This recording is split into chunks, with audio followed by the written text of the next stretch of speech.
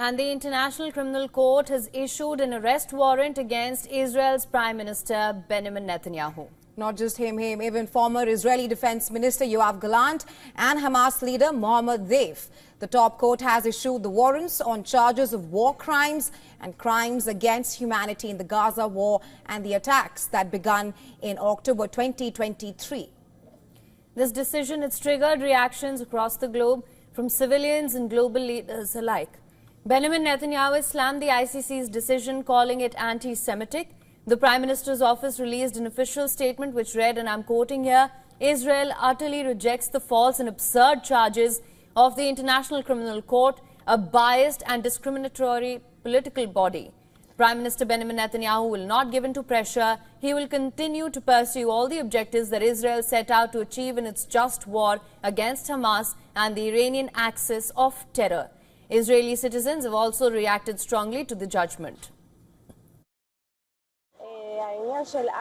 The matter of the Hague, I think, is a shame and disgrace that a country is prying us after it sees what they did to us and how they hurt us and how they entered our country, how many they murdered, how many they killed, how many they raped and what babies, and to which situation they brought our country to.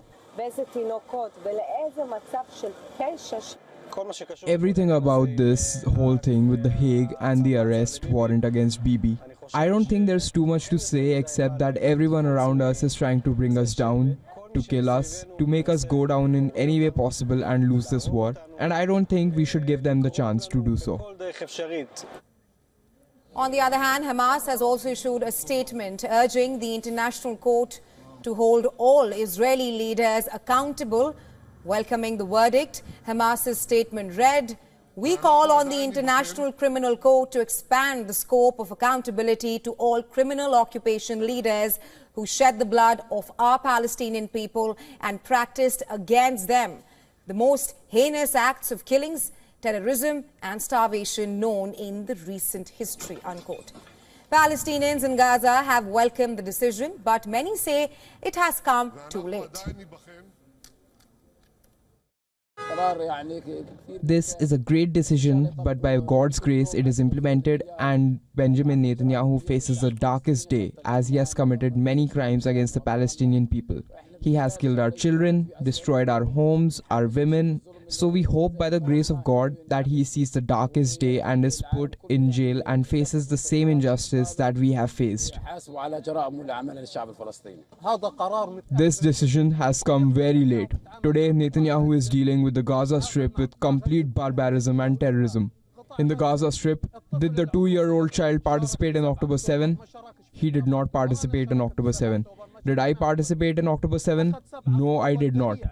He used October 7 as an excuse to commit crimes in the Gaza Strip. The Gaza Strip is not terrorist. It is children, elderly people and women. The arrest warrant is likely to further isolate Bibi, besides complicating efforts to negotiate a ceasefire to end the 13-month conflict in Gaza.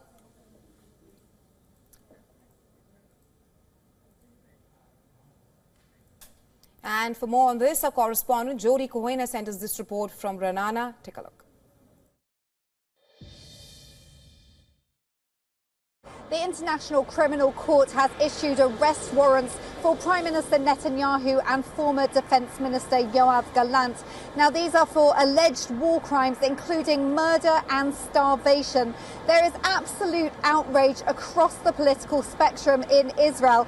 Some coalition members have already responded, calling the decision anti-Semitic and saying that Israel is simply defending its citizens. Members of the opposition have also been slamming the ICC decision, calling it a reward for terrorism. And President Herzog has said that this is a black day for justice and humanity. Now, this is the first time that the International Criminal Court has issued arrest warrants for leaders of democratic countries. Israel says that Hamas hides behind civilians, that Israel gives warning to civilians, and that any other country would do the same to protect their people. This is Jody Cohen for WION World is One.